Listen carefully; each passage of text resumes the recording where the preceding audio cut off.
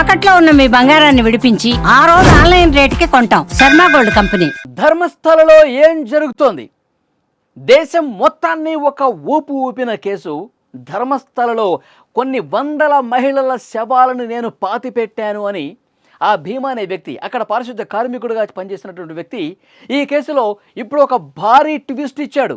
ఆయన ఏం చెప్తున్నాడు? ప్రస్తుతం నాకు ఒక పుర్రెను చేతిలో పెట్టి పోలీసులకి వెళ్ళి ఇవ్వు, ధర్మస్థలలో మహిళల మృతదేహాల్ని నేను పాతిపెట్టాను, ఎక్కడ పాతిపెట్టానో కూడా చూపిస్తాను అని వాళ్ళు నన్ను లిటరల్గా బెదిరించారు, చంపేస్తామని చెప్పారు.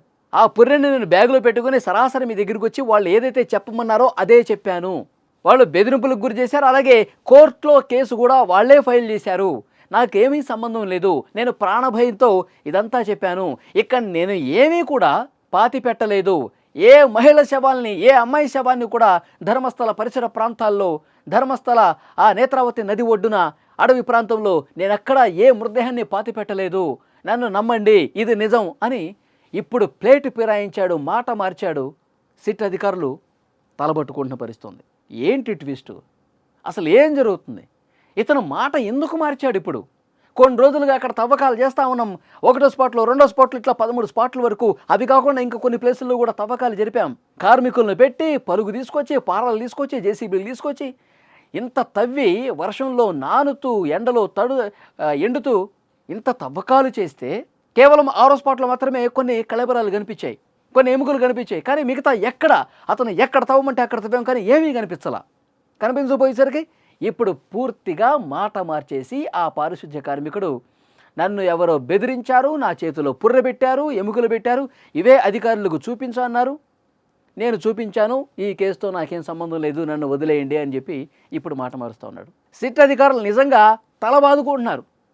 అసలు ఏంటి, అసలు ఈ కేసులో ఏం జరుగుతోంది? ఒక పక్క పొలిటికల్గా కూడా ఇది రంగు పులుముకుంది. కాంగ్రెస్ వర్సెస్ బీజేపీ, ఒకరి మీద ఒకళ్ళు విమర్శలు వేసుకుంటున్నారు. ఎవడో వస్తున్నాడు, ఏదో చెప్తా ఉన్నాడు, మీరు తవ్వకాలు చేస్తూ ఉన్నారు, ఇన్వెస్టిగేట్ చేస్తూ ఉన్నారు, ఏమీ బయట పెట్టలేకపోయారు. కేవలం హిందూ ధర్మం మీద దాడి చేయడం కోసమే ధర్మస్థలం అనేది శ్రీ మంజునాథుడి పుణ్యక్షేత్రం. ఆ క్షేత్రాన్ని బదనం చేయడం కోసం, ఆ క్షేత్రానికి వచ్చిన భక్తుల్లో ఒక అపనమ్మకం క్రియేట్ చేయడం కోసం, అక్కడ వందలాదిగా మహిళల దారుణ హత్యకు గురయ్యారని చెప్పడం ద్వారా సనాతన ధర్మం మీద, హిందూ ధర్మం మీద ఒక పని గట్టుకొని దాడి చేసే దాంట్లో భాగంగా ఇదంతా చేశారు. ధర్మస్థల నిర్వాహకుల్ని బద్నాం చేయడానికి, వాళ్ళ మీద బురద జల్లటం కోసం ఈ విధంగా కావలసుకుని ఒక ప్రాపగండా క్రియేట్ చేశారు అని భారతీయ జనతా పార్టీ ఇప్పుడు విమర్శలు చేస్తోంది.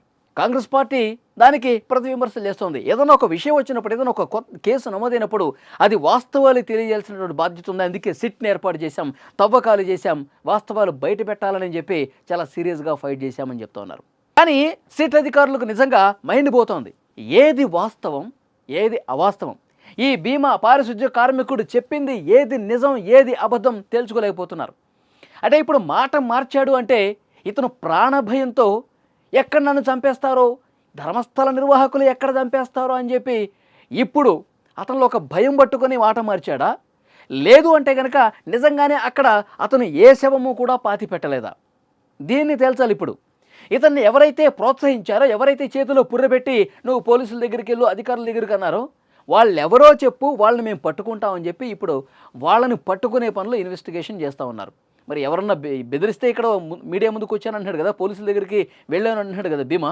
మరి వాళ్ళు ఎవరు తేల్చే పనిలో ప్రస్తుతం సిట్ అధికారులు ఉన్నారు. మరి అక్కడ ఏమీ పాతి పెట్టకపోతే, ఏమీ పుడ్చిపెట్టకపోతే 2014 వరకు, 95 నుంచి 2014 వరకు మరి అంత కరెక్ట్గా నేను ఇక్కడే పాతి పెట్టాను, ఇక్కడే పాతి పెట్టానని చెప్పి ఆ మార్కింగ్స్ ఎందుకు వేశాడు? చాలా వరకు ఆ ధర్మస్థల పరిసర ప్రాంతాల్లో మిస్సింగ్ కేసులు నమోదయ్యాయి. ఈ పారిశుద్ధ్య కార్మికుడు పాతి పెట్టడం నేను చూశాను అంటూ జయంత్ అనే వ్యక్తి మీడియా ముందుకు వచ్చి, పోలీసుల ముందుకు వచ్చి మాట్లాడాడు కదా. మరి అది ఎక్కడికి పోయింది? సుజాత భట్, అనన్య భట్ తల్లి ఏడుస్తూ ఉంది.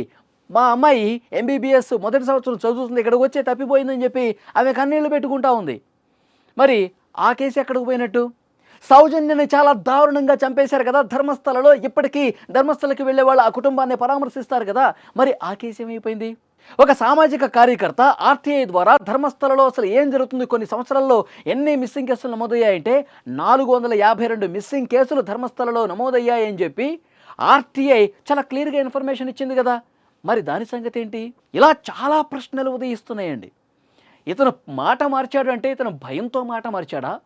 లేదంటే నిజంగా అసలు అక్కడ ఏమీ జరగలేదా?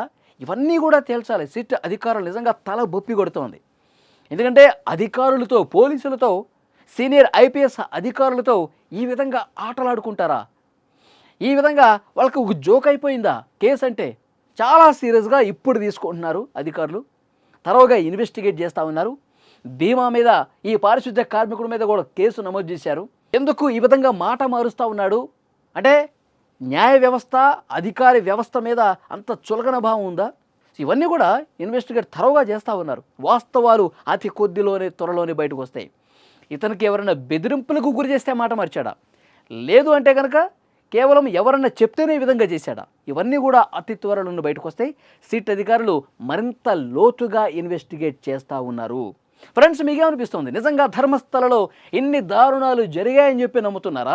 లేదు అంటే కనుక ఇప్పుడు ఈ భీమా మాట మార్చినట్టుగా ఎవరి చేతుల్లోకి వెళ్ళిపోయి ఎవరు చెప్తేనో, ఎవరైనా బెదిరింపులకు గురి చేస్తేనే ఇవన్నీ కూడా అబద్ధాలు చెప్పాడా? మీరేమనుకుంటున్నారు? తప్పకుండా కామెంట్ బాక్స్లో తెలియజేయండి.